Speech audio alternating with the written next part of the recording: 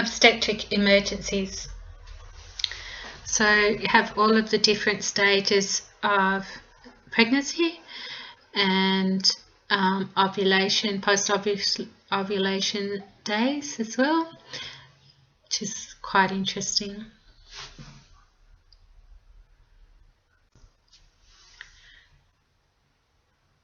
And fundal height is measured in centimetres from the pubis symphysis to the topmost portion of the uterus.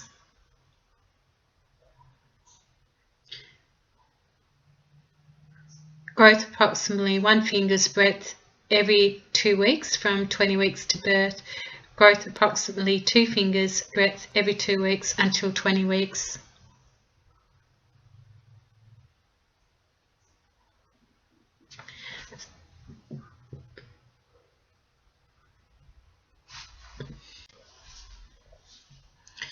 So, obstetric emergencies: postpartum hemorrhage, shoulder dystocia, cord prolapse, preeclampsia, eclampsia, eclamptic seizures, HELP syndrome, disseminated intravascular coagulation, uterine rupture, uterine inversion, fetal distress, antepartum hemorrhage, delivery of the second twin, retained placenta, breached birth, twins multiples, shoulder dystocia, cord prolapse, postpartum hemorrhage, trauma, abruptio placenta, placenta previa, amniotic fluid embolism, miscarriage, threatened, complete, incomplete, missed, inevitable, stillborn, intrauterine death, infection, postnatal depression or psychosis. So obstetric emergencies, clinical practice guidelines. Status: pregnancy related. Assess the term, in labour, rupture of membranes, presenting part on view or baby born. Other obstetric problems: trauma as per clinical practice guideline, cardiac arrest, clinical practice guidelines. Birth not imminent. Assess complicated or uncomplicated. Uncomplicated, basic care, pain relief, monitor and transport. Complicated, manage antepartum hemorrhage and preeclampsia and eclampsia. Baby born, newborn care, newborn resuscitation, interpartum care, delivery as per normal birth, PP primary postpartum hemorrhage as per primary postpartum hemorrhage. Birth imminent, complicated or uncomplicated, uncomplicated, normal birth, clinical practice guideline, complicated, breech presentation, preterm labour and cord prolapse and shoulder dystocia. So obstetric definitions: term pregnancy greater than 37 weeks, preterm labour 24 to less than 37 weeks gestation, show vaginal discharge of mucus and blood, spontaneous rupture of membranes, gush of normal clear or pink coloured fluid, can occur from prior to onset of labour until baby is born. Meconium stained amniotic fluid, greenish brown stained amniotic fluid. So meconium aspiration is a critical emergency which can result in alveolar and parenchymal inflammation and edema, effects and mediators, cytokines, surfactant dissuction, protein leak into the airways, direct toxicity by meconium constituents, pulmonary vasoconstriction due to components of meconium, altered pulmonary vasoreactivity, effects of in utero hypoxemia, pulmonary vascular remodeling, lung parenchymal changes, airway obstruction, altered lung elastic forces, increased resistance, decreased compliance.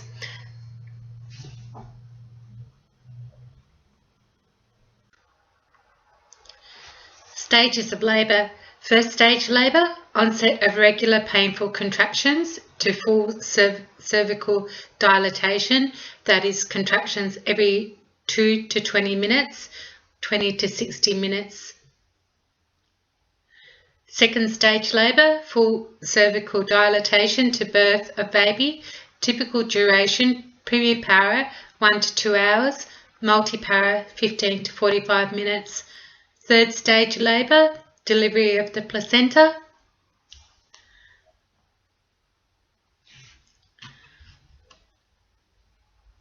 So stage 1, dilatation.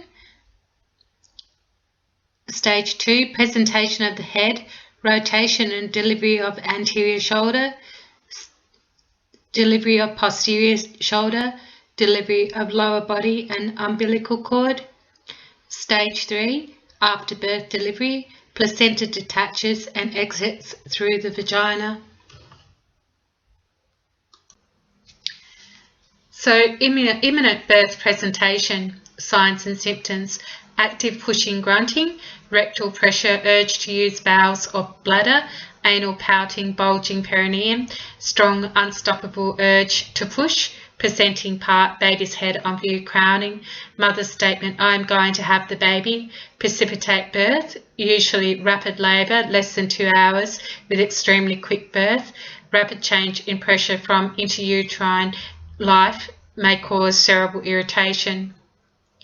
Cervical effacement and dilatation, not effaced and not dilated, fully effaced and 1 centimetre dilated, and then fully effaced, fully dilated to 10 centimetres. Dilatation is the opening of your cervix. Your cervix will open from 0 centimetres closed to 10 centimetres fully dilated. Effacement is the thinning and shortening of your cervix. It usually happens before you start to dilate.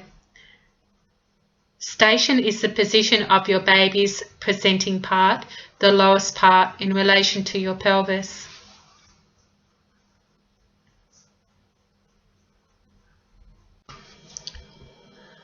Okay, quiz number 1 on obstetric emergency types, definitions and stages of labour. When you have finished, we will revise obstetric emergencies assessment.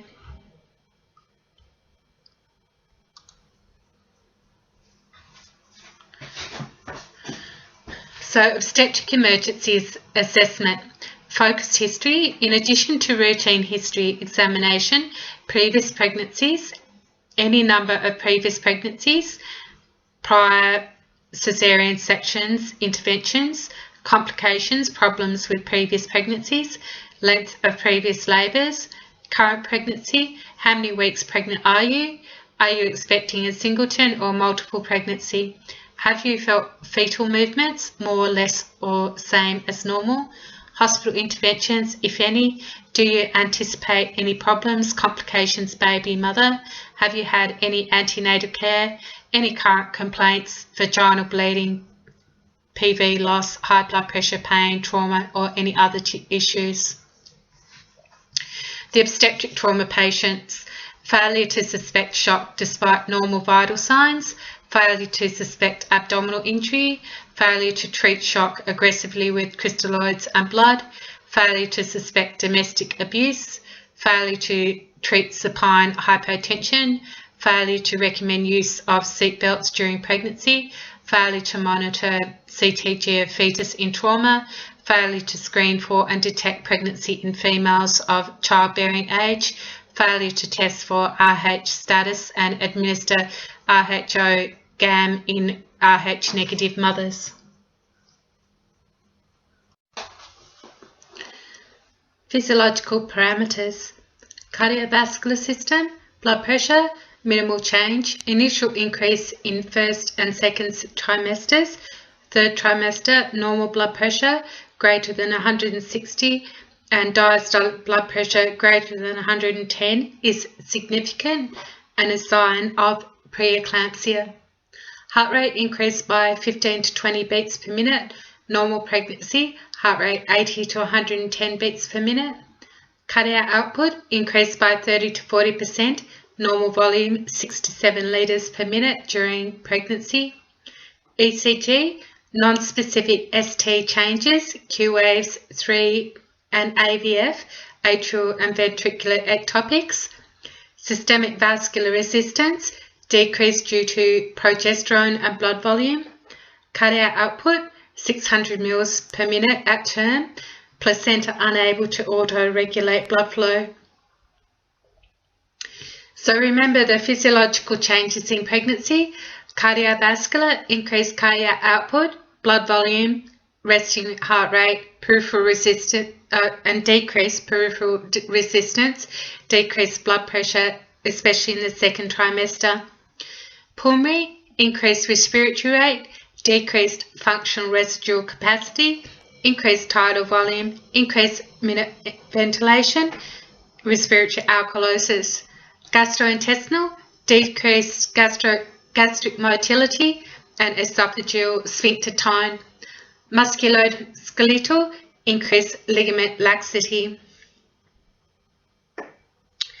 So anterior angulation of the cervical region, cervical dorsalgia, thoracic outlet syndrome, pain between the shoulder blades, neck pain, arm pain and numbness. Anterior tilt of the pelvis will cause sciatica, low back pain, leg pain, difficult breathing. Hyperextension of the knees and flattening of the foot arches will cause heel pain and foot pain. Extension of the occiput and the first vertebrae will cause suboccipital neuralgia, myalgias, neck pain and stiffness, headaches, sinus problems and allergies. Hyperkyphosis of the upper thoracic rib regions, intercostal neuralgia, rib pain, trouble breathing and poor digestion. Accentuated lumbar lordosis will cause low back pain and strain constipation.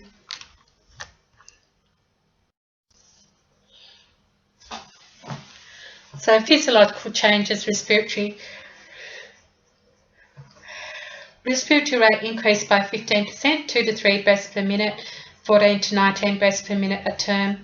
Oxygen demand increased by 15 to 20%, minute ventilation increased by 25 to 50%, 11 to 19 litres per minute at term. Tidal volume increased by 25 to 40%, 8 to 10 mils per kilo at term.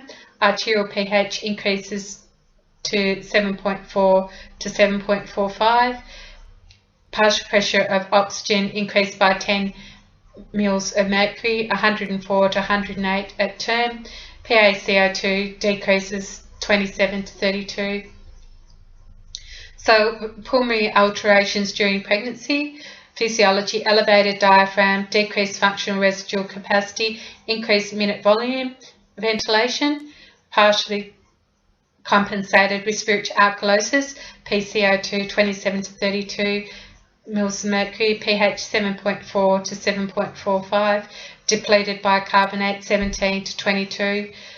Clinical correlations, potential for inadvertent intra-abdominal chest tube placement, tendency for rapid maternal and fetal hypoxia, rapid desaturation during supine position and during intubation, limited buffering capacity in the setting of shock.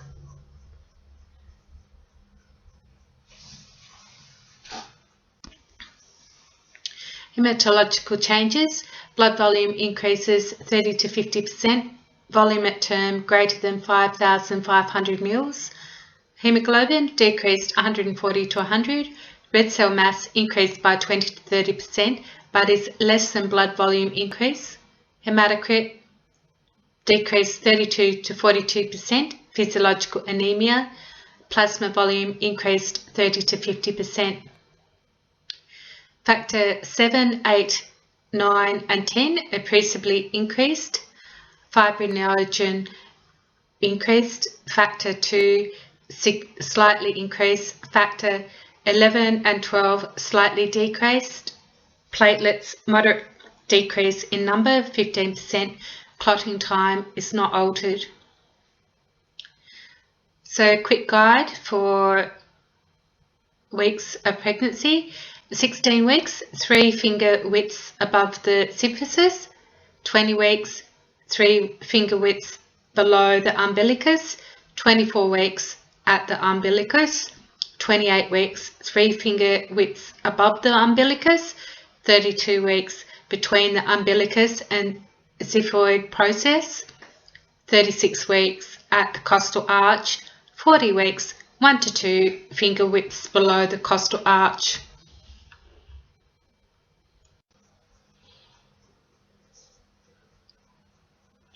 So physiological changes in pregnancy, Respiratory, increased tidal volume, increased oxygen consumption, elevated diaphragm, nasal stuffiness, and epistaxis. Breasts, increased breast size, heaviness, tingling, fullness, darkening of nipple, thin watery secretions. Gastrointestinal, pregnancy, gingivitis, increased saliva, decreased gastric acidity, nausea and vomiting, decreased tone and motility of smooth muscles, hemorrhoids and constipation, decreased emptying of the gallbladder. Vagina, estrogen influence, hypertrophy, hyperplasia of lining, increased thick white secretions. Integumentary, increased skin pigmentation, facial mask, acne vulgaris, dermatitis, vascular spider nevi, ABD, stretch marks, linea nigra. Nutrition, normal weight gain 20 to 30 pounds, balanced diet, increased folic acid and iron, increased caloric intake by 300 calories per day, increased need for water.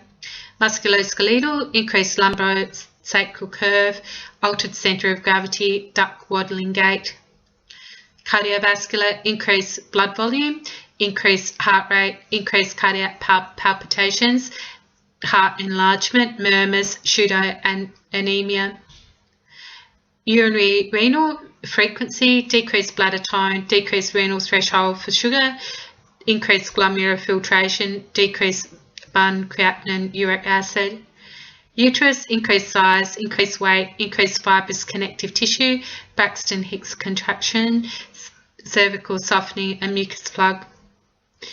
Endocrine, placenta, nutrients to the fetus and waste away from the fetus, produces some hormones. Thyroid, increased size and activity, increased basal metabolic rate, increased parathyroid activity. Pituitary, enlarges 9th month, produces follicle stimulating hormone, luteinizing hormone, thyrotropin, adenotropin and prolactin.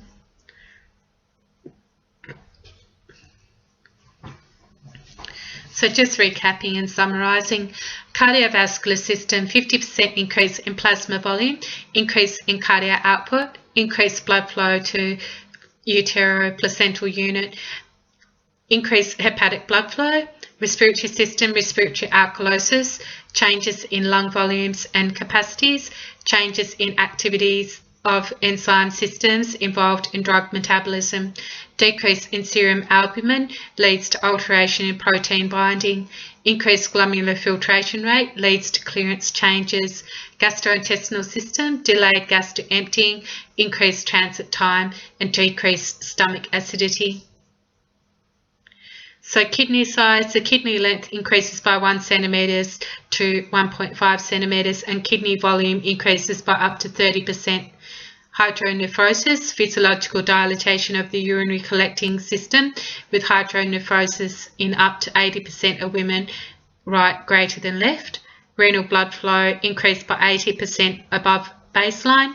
Glomerular filtration rate 150 to 200 mL per hour rises 40 to 50% above baseline. Creatinine falls, uric acid falls, bun falls, sodium mild hyponatremia, osmolality falls to a new osmotic set point.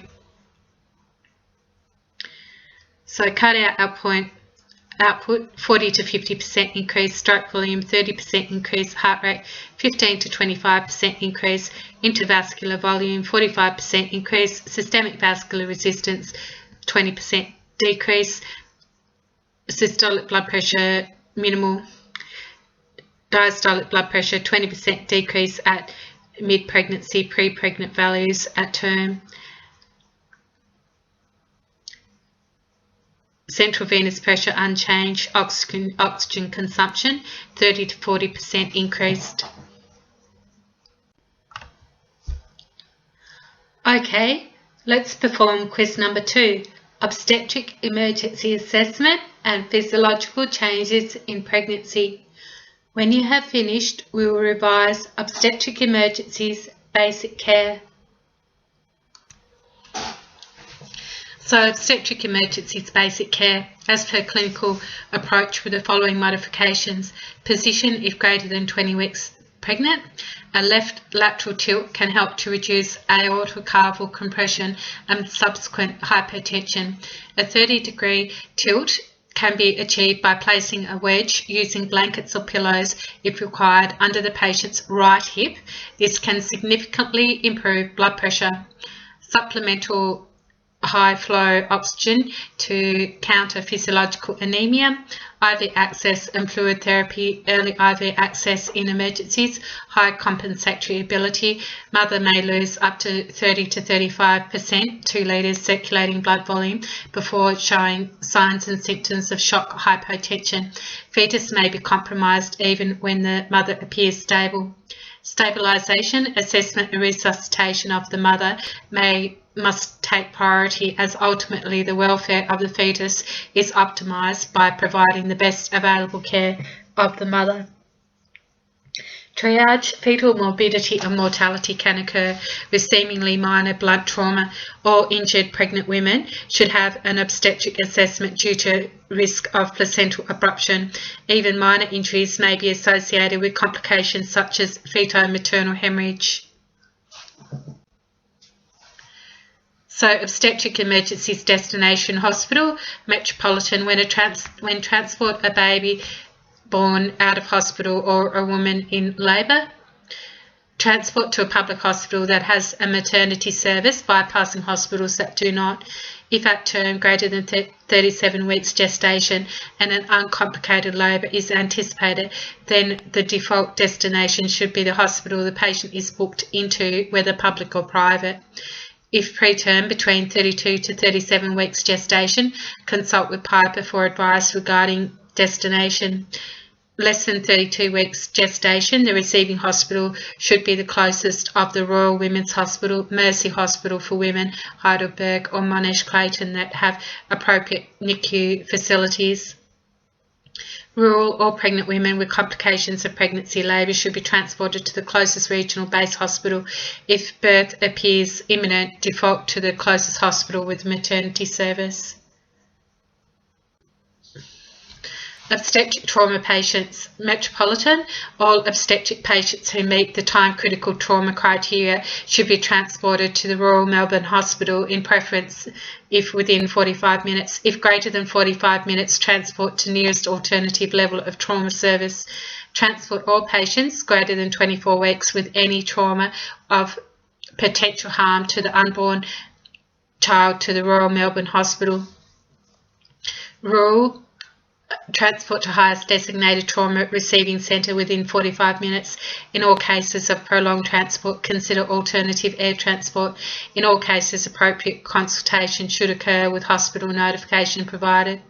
Severe medical complications, Metropolitan. Transport all obstetric patients who meet the medical time critical criteria to the nearest major hospital capable of accepting obstetric patients, including Royal Melbourne Hospital, Austin or Monash Clayton.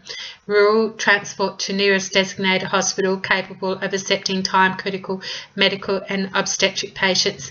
In all cases of prolonged transport, consider alternative air transport. Okay, let's perform quiz number 3 on obstetric trauma patients and destination hospitals. Once you have finished, we will revise antepartum hemorrhage.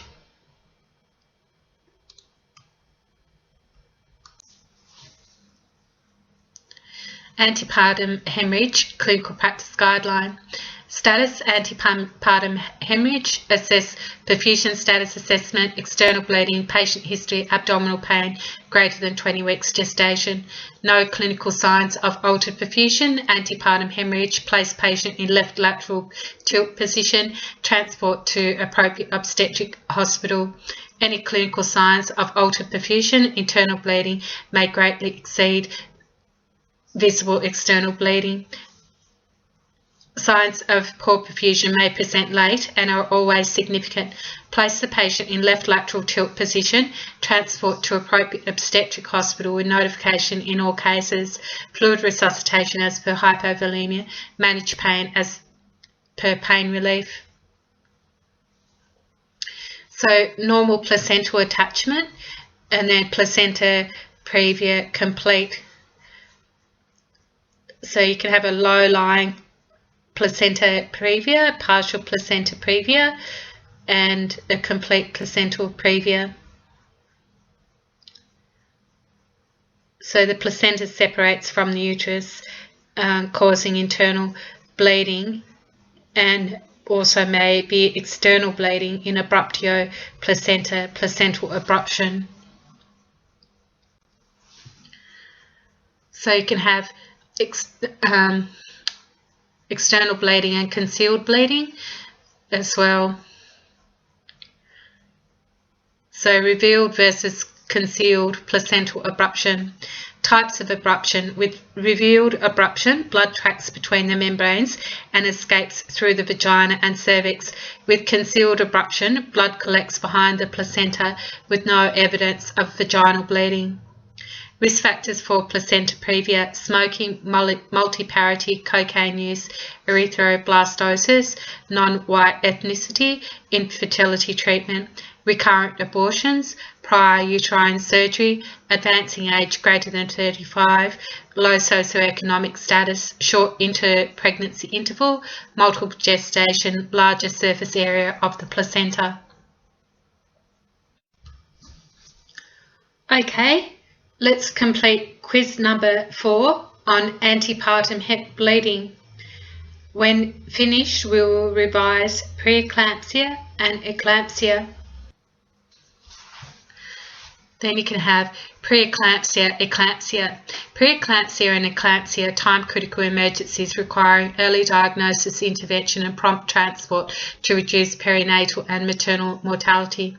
Signs and symptoms of preeclampsia: headache, visual disturbances, flashing lights, shimmering, nausea and vomiting, heartburn, epigastric or abdominal pain, hyperreflexia. Uterine pain and or PV bleeding may signify abruption. The most common cause of seizure in pregnancy is pre-existing epilepsy. New onset seizures in the later half of pregnancy are most commonly eclampsia. Seizures may occur during or post-birth, usually within 48 hours of birth. There are no reliable clinical indicators to predict eclampsia. The only definitive treatment is birth of the baby. Provide early hospital notification. So risk factors for preeclampsia: nulliparity, chronic hypertension, age under 20 or over 35, multiple pregnancy, pregnancy assisted by reproductive technology, obesity, new paternity, pre-existing vascular, autoimmune or renal disease, triploidy, excessive weight gain in third trimester, hydatidiform mole, family history of preeclampsia, history of placental abruption in prior pregnancy. So signs and symptoms: rising high blood pressure above normal, sudden weight gain, protein in urine, blurred vision, headache and irritability, pitting edema, swollen face, hands and feet, abdominal pain, muscle twitching and seizures and coma. So preeclampsia, eclampsia, inter-hospital transfer. Management of this condition may involve pharmacological control of hypertension, neurological instability, the prevention of seizures. This may include nifedipine. Initial hospital dose is 10 milligrams oral, repeated after 30 minutes if inadequate response. Consult with hospital staff to confirm treatment prior to transport.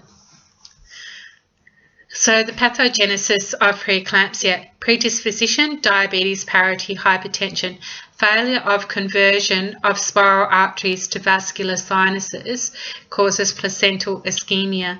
Placenta produces thromboplastins causing disseminated intravascular coagulation, renin causing vasoconstriction, causing poor renal perfusion, hypertension and proteinuria and edema. If untreated, poor renal perfusion, hypertension, proteinuria, edema becomes eclampsia. So placental ischemia also causes fetal growth retardation. So remember, preeclampsia, poor renal perfusion, hypertension, proteinuria and edema, and eclampsia is poor renal perfusion, hypertension, proteinuria and edema, and which is worse, and it eventuates into HELLP syndrome. So danger signs of severe preeclampsia: headache, upper quadrant abdominal pain, visual disturbance, decreased urine output, history of convulsions, respiratory symptoms that might indicate pulmonary edema, dyspnea, chest pain and cough, nausea and vomiting, and blindness. Sudden weight gain, high blood pressure, edema and protein in the urine. Okay, quiz number 5 on preeclampsia management. Once you are finished, let's learn how to manage the normal birth. So, normal birth CPG.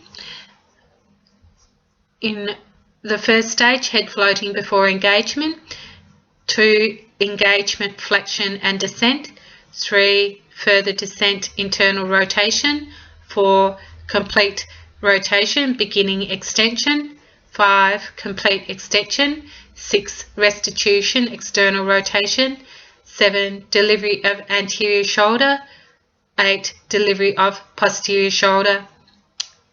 So, status: imminent normal birth, assess obstetric history, labour progression, stop opioid analgesics as contraindicated in late second stage labour, normal birth not imminent, reassure, monitor regularly for change, transport to obstetric facility using a left lateral tilt, provide analgesia as per pain relief.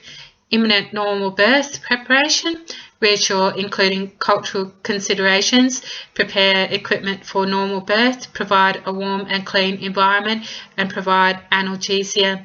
Imminent normal birth, birth of head: as head advances, encourage the mother to push with each contraction.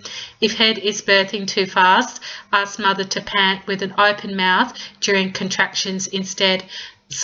Place fingers on baby's head to feel strength of descent of head. If precipitous, apply gentle backward and downward pressure to control sudden expulsion of the head. Do not hold back forcibly. Imminent normal birth umbilical cord check. Following the birth of the head, check for umbilical cord around the neck. If loose, slip over baby's head and cheek. Check not wrapped around more than once. If tight, apply umbilical clamps and cut in between. Normal birth, head rotation: with the next contraction the head will turn to face one of the mother's thighs. Restitution, indicative of internal rotation of shoulders in preparation for birth of body. Normal birth, birth of the shoulders and body, may be passive or guided birth. Hold baby's head between hands and, if required, apply gentle downwards pressure to deliver the anterior top shoulder. Once the baby's anterior top shoulder is visible, if necessary to assist birth, apply gentle upward pressure to birth posterior lower shoulder. The body will follow quickly. Support the baby. Note time of birth. Place baby skin to skin with mother on her chest to maintain warmth. Unless baby is not vigorous, requires resuscitation. Manage the vigorous newborn as per newborn baby. Manage the non-vigorous newborn as per newborn resuscitation. If the body fails to deliver in less than 60 seconds after the head, manage as per shoulder dystocia. So, normal birth, clamping and cutting the cord. If the newborn is vigorous, the cord can be cut at a convenient time over 1 to 3 minutes. The cord should stop pulsating. If the newborn is non-vigorous and may require resuscitation, the cord may need to be cut earlier. Clamp twice, the first 10 centimetres from the baby, then a second further 5 centimetres, cut between the 2 clamps. So, normal birth, birthing placenta, third stage, delivery of baby to placenta, passive expectant management, allow placental separation to occur spontaneously without intervention. This may take more than 15 minutes to 1 hour. Position mother sitting or squatting to allow gravity to assist separation or expulsion. Do not pull on the cord. Wait for signs of separation, lengthening of cord. Uterus becomes rounded, firmer, smaller. Trickle or gush of blood from vagina, cramping, contractions return. Placenta and membranes are birthed by maternal effort. Ask mother to give a little push. Use 2 hands to support and remove placenta using a twisting seesaw motion to ease membranes slowly out of the vagina. Note time of delivery of placenta. Place placenta and blood clots into a container and transfer. Inspect placenta and membranes for completeness. Inspect that fundus is firm, contracted and central. Continue to monitor fundus through, though do not massage once firm. If fundus is not firm or blood loss is greater than 500 mL, manage as per primary postpartum hemorrhage. Okay, quiz number 6, normal delivery. Once you have finished, we'll revise breech compound presentations.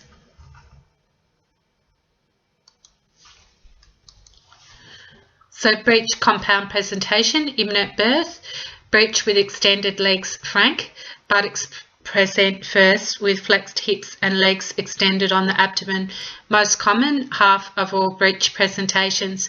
Breech with flexed legs complete, buttocks present first with flexed hips and flexed knees.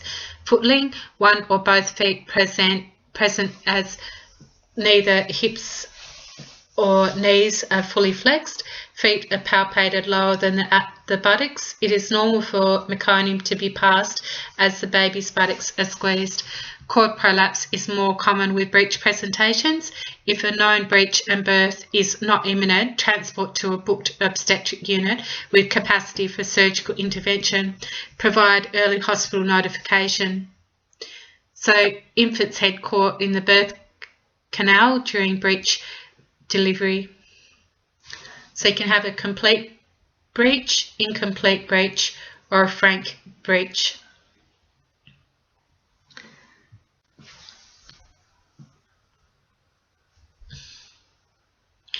And then you can have the shoulder transverse breech, face brow breech, footling breech, and ideally you should try and turn the baby into the right position before it's born. So that's called external version, to turn the breech.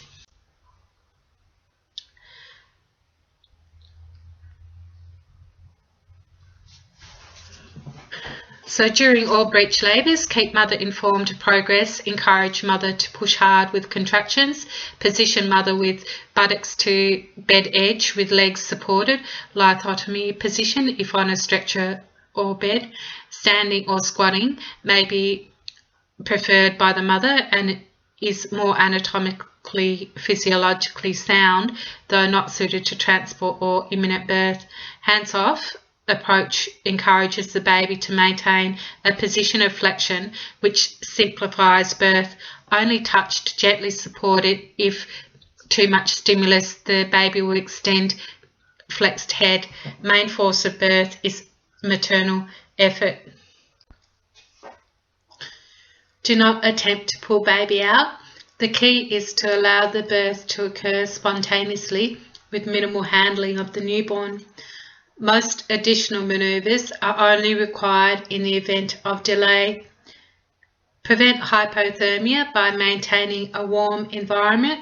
Use available resources, example warm towels or bubble wrap, to wrap the baby if the body is exposed for an extended period. Cool air may stimulate breathing, which is not desirable if the head remains unborn.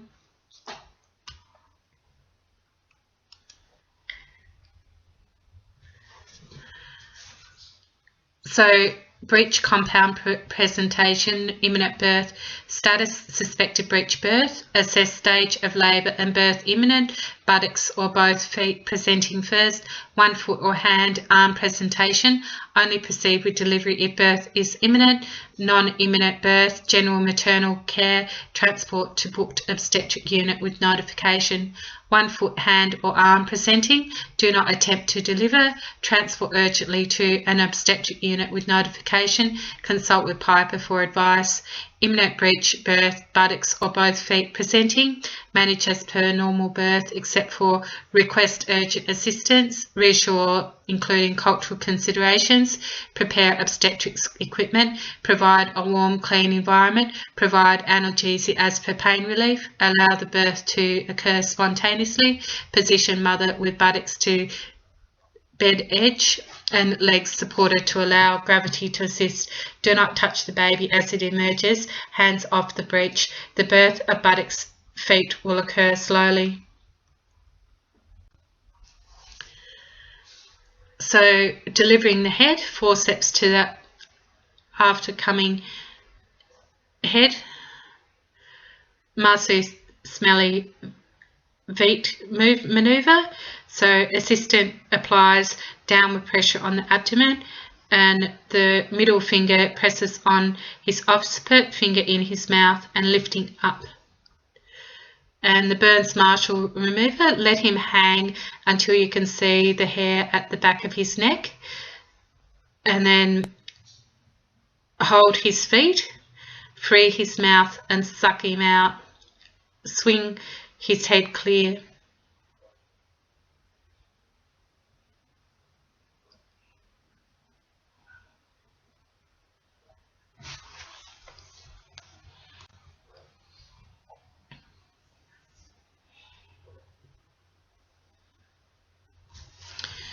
So buttocks first presentation, back uppermost, delivery of body and legs. This is the most common presentation. Do not attempt to pull the baby out. Encourage mother to push hard with contractions. Feet and legs should spring free. Await further descent. Keep body warm by wrapping in a towel or bubble wrap if needed. The body will further descend to the clavicles and arms should swing free. Let baby hang until the nape of the neck is visible. The baby should face downward. Assist the birth of the head using the modified smelly Veet maneuver. Buttocks first presentation, back uppermost, delivery of the head, modified Masu smelly Veet maneuver. Place the index and ring finger of non-dominant hand on the baby's shoulders and middle finger on the occiput to assist with flexion of the head. Place dominant hand under the baby to support the body with ring and index fingers on the baby's cheekbones. Slowly lift the baby straight up in a circle onto the mother's abdomen, allowing the head to birth slowly. An assistant can aid reflection of head by applying direct pressure behind the pubic bone. Buttocks first presentation, back not uppermost. The baby's back needs to remain uppermost. If legs delivered and back is uppermost, gently hold the baby by placing thumbs on bony sacrum with fingers around thighs. Do not squeeze the abdomen. Rotate, turn baby uppermost between contractions, taking care of baby's spine. Take care to never pull the baby. Buttocks first presentation, legs don't birth spontaneously. If extended, legs frank breech. Slip one hand along the leg of the baby lying anteriorly. Place a finger behind the baby's knee and deliver it by flexion and abduction. Buttocks first presentation, arms don't birth spontaneously. Love sets maneuver. Hold baby by the sacrum. Turn baby 90 degrees so that one shoulder is in the anterior-posterior diameter. Insert a finger into the brachial plexus and sweep the arm down over the baby's chest.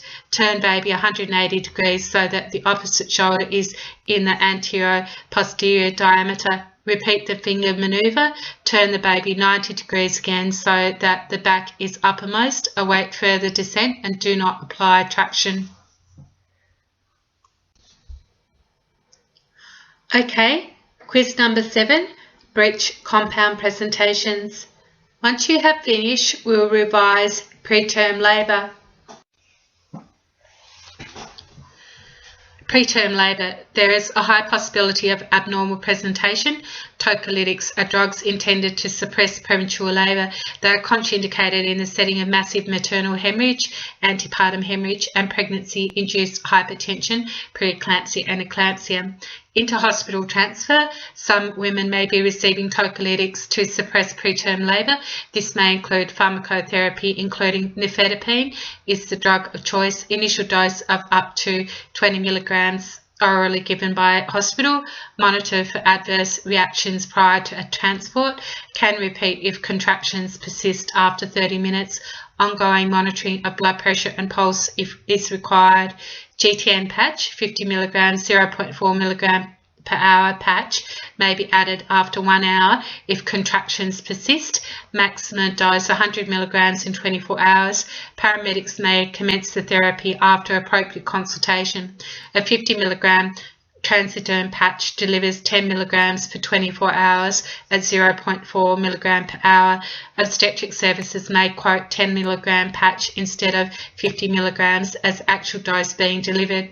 IV salbutamol infrequently used now. Any infusion must be regulated by a controlled delivery system.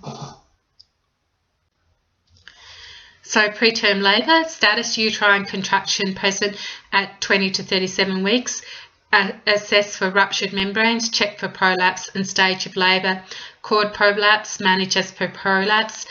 Birth imminent, consider other causes of complaint, manage symptomatically. Birth not imminent, greater than 34 weeks, basic care, reassure. Birth not imminent, less than 34 weeks, consult for 50 mg GTN patch applied to abdomen. A further 50 mg GTN patch may be added after 1 hour if contractions persist, maximum 20 mg per hour, 24 hours. Okay, let's perform quiz number 8 on preterm labour. Once finished, we will revise cord prolapse. So cord prolapse, this is a time-critical emergency. Early diagnosis, immediate intervention and prompt transport to an appropriate facility are effective in reducing the perinatal mortality rate. Notify the receiving hospital early. In most instances, caesarean section is the preferred method of birth. However, if birth is imminent, encourage mother to push. This only applies when the presenting part is distending the perineum and the mother is pushing uncontrollably. Prepare for resuscitation as per newborn resuscitation. Cord prolapse is usually associated with an unstable lie or malpresentation. Cord handling should be kept to a minimum as this can lead to vasospasm or contraction of umbilical vessels. Key history is important. Time, membranes ruptured, how long has the cord been visible, due date, fetal movement felt, onset of labour, contractions present, fetal presentation if known, and PV bleeding. Cord prolapse status, cord prolapse, umbilical cord visible at vulva with ruptured membranes. Assess the cord visible at vulva, ruptured membranes and stage of labour. Birth not imminent, management of mother, position patient on all fours with head down and buttocks up, provide explanation and reassurance, high flow oxygen therapy. Birth not imminent, management of cord, minimise cord handling, keep cord warm and moist. Use 2 fingers to gently place the cord in the vagina. If unsuccessful, cover with warm saline packs if possible. Birth not imminent, management of presenting part. If there is pressure on the cord by the presenting part, insert fingers into vagina and push the presenting part head away from the cord. Maintain pressure until birth commences or advise to release. Birth commencing, instruct mother to push, assist in delivery, prepare for newborn resuscitation, manage normal birth and newborn resuscitation. Okay, let's undertake quiz number 9 on cord prolapse. When you are finished, we'll revise shoulder dystocia.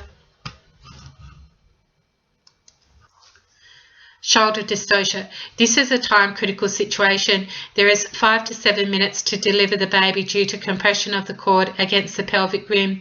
Explain the situation to the mother to gain maximum cooperation. It is important to note times of birth of head, timing of manoeuvres and delivery of the body.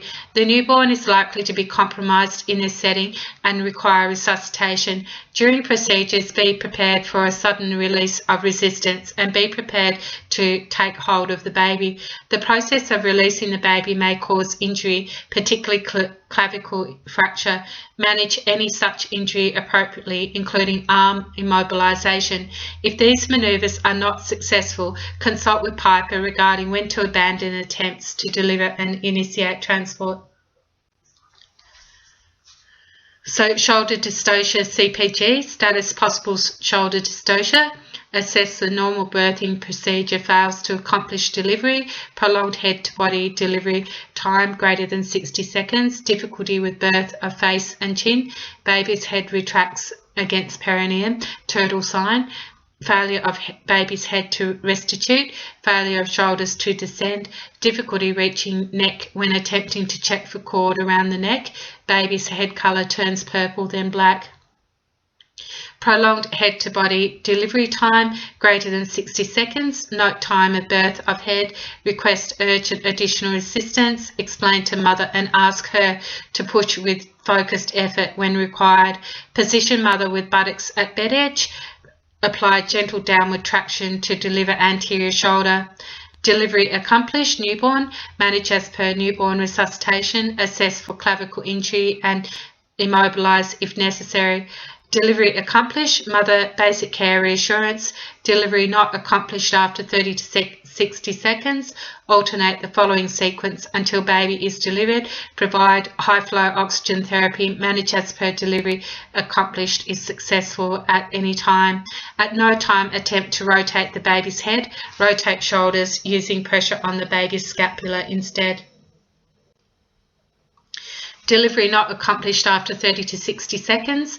Hyperflexion of maternal hips, McRoberts manoeuvre, knees to nipples. Place down mother in a recumbent position, hips to edge of bed, enabling better access to gentle downward traction. Assist mother to grasp her knees and pull her knees, thighs back as far as possible onto her abdomen.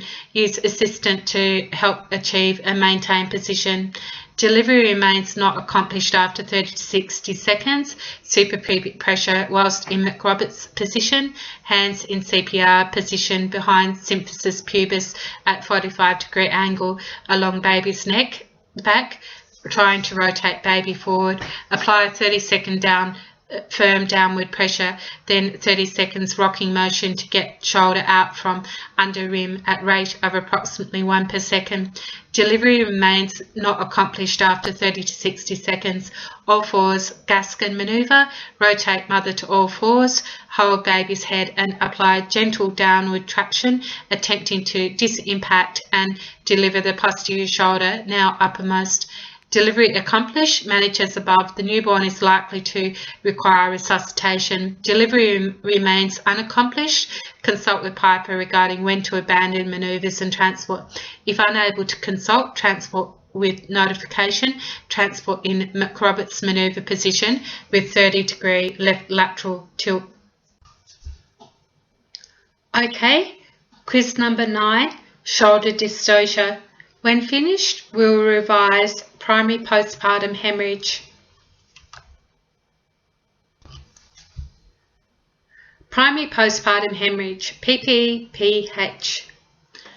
Massaging a fundus that is firm, central and contracted may interfere with normal placental post-birth separation and worsen bleeding.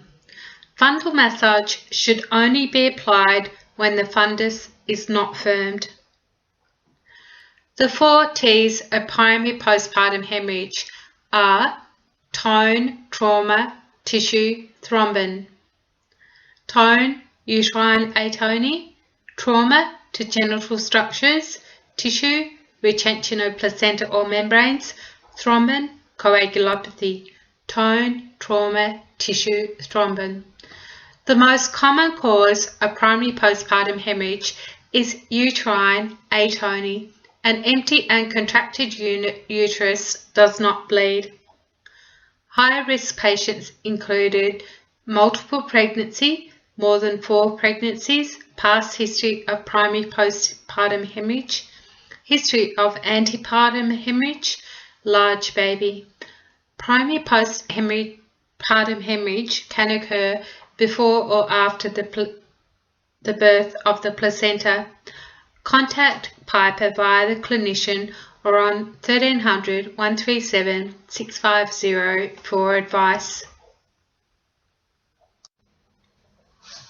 Misoprostol is a synthetic prostaglandin which is licensed in Australia for prevention of gastric ulcers. However, because it can augment uterine contractions, it is used for inducing labour, abortion, as well as to treat hemorrhage after normal delivery. Its use in primary postpartum hemorrhage is supported by the tertiary maternity services in Victoria. Misoprostol is widely used in countries where there are no other medications available to control primary postpartum hemorrhage. As its use in these circumstances is not licensed in Victoria, verbal consent must be obtained prior to administration and appropriate notation made. There may be some risks, complications and side effects, which may include nausea, diarrhea or abdominal pain. In rare instances, in women who have had a caesarean section, the uterine scar may rupture, which would require surgery. Side effects are unlikely for the dosage that will be given. Misoprostol and oxytocin can be given to the same patient in the same episode of care. In the setting of primary postpartum hemorrhage, if oxytocin is not immediately available, then misoprostol should be administered without delay. Primary postpartum hemorrhage status. Primary postpartum hemorrhage, blood loss greater than 500 mL in first 24 hours from birth. Assess fundus tone, visible blood loss, perineal vaginal laceration. Fundus firm, palpable firm, central and compacted fundus. High flow oxygen therapy, analgesia as required as per pain relief. Perfusion as per hypovolemia. Manage any visible laceration with a dressing and firm pressure. Fundus not firm, manage as per fundus firm. Massage fundus until firm and blood loss reduces. Use a cupped hand, apply firm pressure in a circular motion. Encourage mother to empty bladder if possible. Encourage baby to suckle breast. Fundus remains not firm. Misoprostol 800 micrograms oral. Do not attempt delivery of the placenta due to risk of uterine inversion. Intractable hemorrhage, perform external abdominal aortic compression. Locate point of compression just above the umbilicus and slightly to the left. Apply downward pressure with a closed fist directly through the abdominal wall. Effectiveness of compression may be evaluated by assessing palpable femoral pulse with pressure applied.